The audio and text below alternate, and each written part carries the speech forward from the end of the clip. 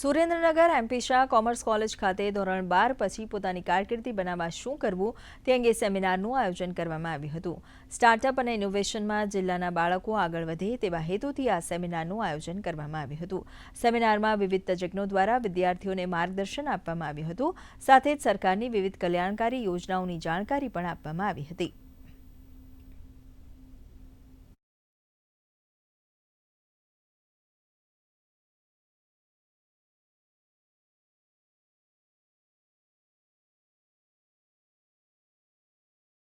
સરકારશ્રી દ્વારા શરૂ કરવામાં આવેલ Gujarat common admission service portal ઉપર વિદ્યાર્થી સરળતાથી પોતાનું રજિસ્ટ્રેશન કરાવી શકે અને એને સમગ્ર ગુજરાતમાં કોઈપણ જગ્યાએ પ્રવેશ મેળવવો હોય તો આ એક જ જગ્યાએથી એ રજિસ્ટ્રેશન કરાવી શકે એ માટે ફ્રી ફોર્મ ફિલિંગ સેન્ટર પણ અત્યારે શરૂ કરવામાં આવ્યું છે।